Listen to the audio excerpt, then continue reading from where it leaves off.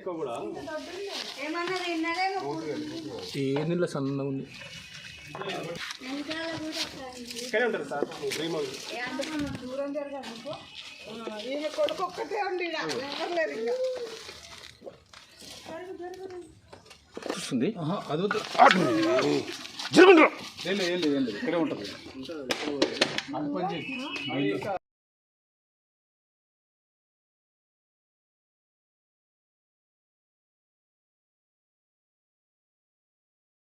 Development అనేది ఏం లేదు. రోడ్లు కరెక్ట్గా లేవు, బాగా విషపూరితమైన పాములు నెలలో 2-3 అవపడుతున్నాయి. పిల్లలు బాగా తిరుగుతూ ఉన్నారు. బయటికి రావాలంటే భయం అవుతుంది మాకు. ఎట్లా ఇంకా ఇట్లా రోడ్లు ఇట్లా ఉంటే అసలు ఎట్లా ఉంటుంది? పిల్లలు కూడా కింద పడి కాళ్ళు కొట్టకపోతున్నాయి. మున్సిపాలిటీ వాళ్ళు 5 నెలలకు 6 నెలలకు వస్తారు. అదిగో ఇప్పుడు అది వచ్చి 2-3 నెలలు అయింది. ఆ కుప్పలు తీసారా? తీయలేదు. ఎలక్షన్ టైంకి మాత్రం బాగా వస్తారు, మిగతా టైంలో రారు.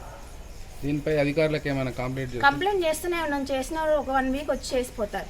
మిగతా రోజుల్లో ఇంక అసలు పట్టించుకోరు.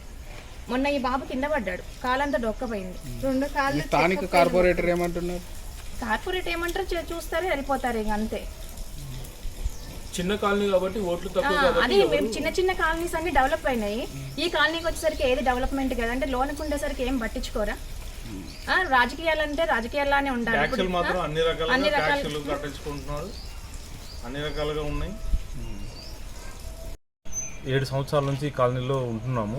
7 సంవత్సరాల నుంచి మా డెవలప్మెంట్ గురించి ప్రతి వారము ప్రతి నెలకు ఒకసారి కార్పొరేటర్ దగ్గరికి, తర్వాత మన మేయర్, మన బోడుపల్ మేయరు వాళ్ళ దగ్గరికి చాలాసార్లు పోయి తిరిగాం. మాకు రోడ్లు వేయండి, రోడ్లు లేకపోవడం వల్ల పిచ్చి చెట్లు మొక్కుతున్నాయి. పిచ్చి చెట్లు పోవడం వల్ల పాములు విపరీతంగా వేరే బయట పక్కన చూస్తేనేమో మనకి తోట ఉంది, తోటలో నుంచి పాములు అన్నీ వస్తూనే ఉన్నాయి.